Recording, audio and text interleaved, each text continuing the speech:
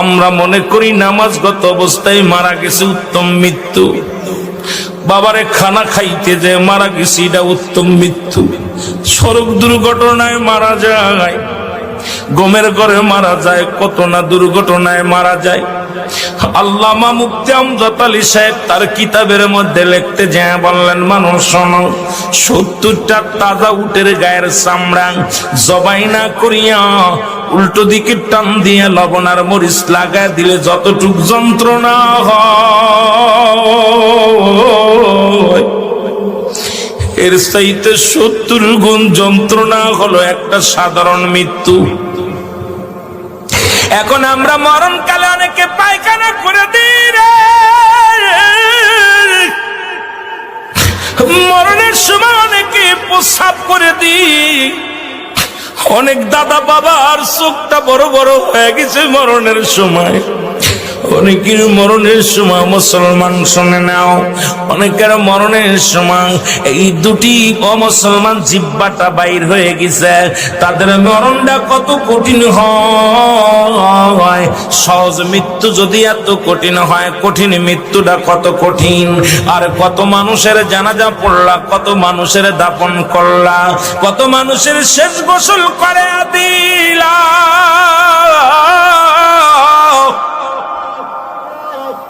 আজকে একবারও চিন্তা করলে না তোমার গোসল কে করাইবে, তোমার কবর কে খুঁড়বে, তোমার জানাজা কে পড়বে রে মুসলমান, তোমার কে তোমার দাফন করবে? আল্লাহ,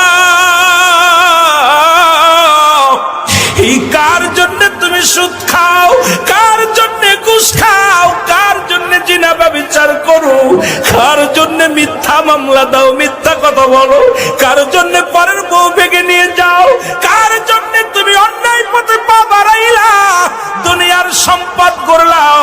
এই দুনিয়ার সম্পদ খাবে লোকে, তোমার দেহটা খাবে পোকে। এই দেহখানা তোমার পোক পাকালিতে খেয়ে ফেলবে। ও মুসলমান, এমন দেহ করো যে দেহটার মধ্যে পোকা লাগবে না, যে দেহটার মধ্যে কোনো পোকা মাকড় এসে লাগবে না, সাপ বিচ্ছু লাগবে না। আজকে দুনিয়ার মধ্যে পাপের রাজ্য করলাম, এই সম্পদ ছেলেরা ভাগাভাগি করে নিবে, মেয়েরা ভাগাভাগি করে নিবে, ভাই ভাগাভাগি করে নিবে, কিন্তু তোমার পাপের ভাগটা কেউ নিবে না রে মুসলমান। আজকে কেন এত পাপ রাজ্যে তোমরা পা দাও? কেন তোমরা নামাজ পড়ো না? কেন রোজা রাখো না? কেন তোমরা শরীয়তের বিধান মানো না?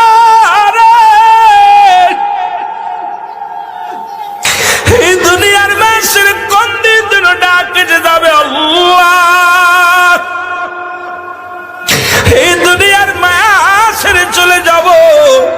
এই দুনিয়ার ভিতরে ছিলাম না, থাকবো না, থাকা সম্ভব নয়। এই জন্য চোখের পানি ছেড়ে দাও, কাঁদো চোখের পানি। যে চোখ দিয়া মাছের চোখের মতো একটু পানি গড়াইয়া পড়বে, আমার আল্লাহ চোখ দিয়ে জাহান নামে দিবে না। ও মুসলমান, কত আলোচনায় বসলাম, চোখের পানি আসে না। কত বক্তার ওয়াজ শুনলাম, কেন অন্তর কাঁদে না? কেন আমাদের অন্যায় পথে এত ধাবিত হয়? কেন আজকে এত অন্যায় করি? একবার বয়াদা করে মুসলমান, ছোট্টবেলা থেকে শুনলাম, বাবায় কয় মানুষের মতো মানুষ হতে হবে, দাদায় কয় মানুষের মতো মানুষ হতে হবে, উস্তাদ কয় মানুষের মতো মানুষ হতে হবে। ও মুসলমান, গুরুজন কয় মানুষের মতো মানুষ হতে হবে।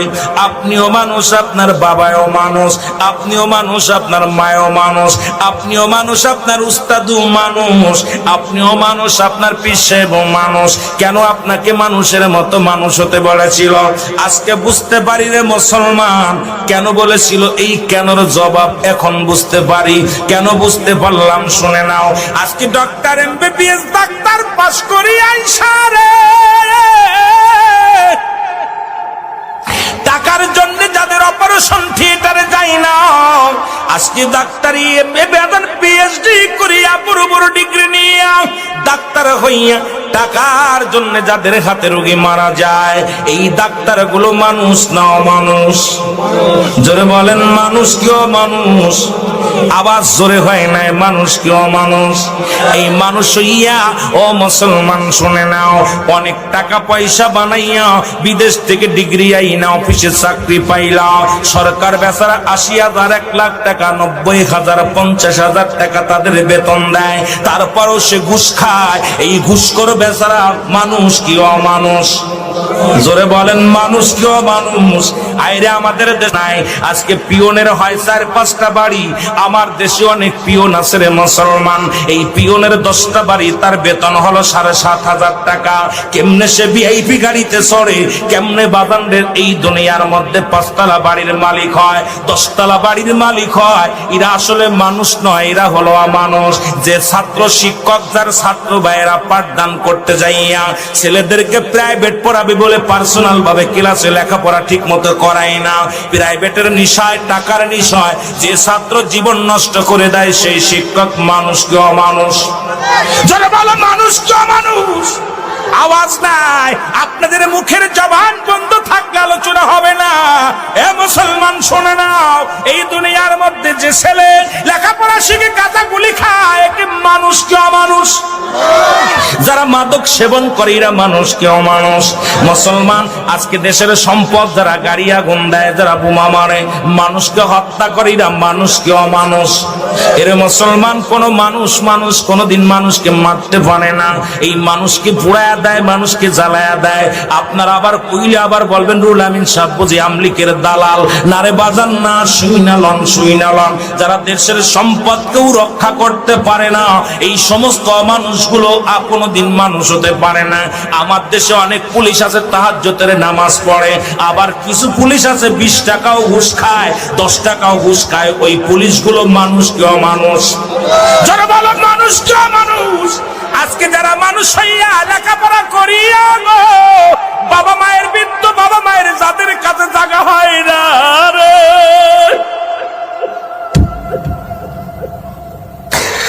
আজকে যারা বাবার জায়গা হয় না, মায়ের জায়গা হয় না, আমার দেশে প্রায় 90% সন্তান বাবা মারে ভাত দেয় না।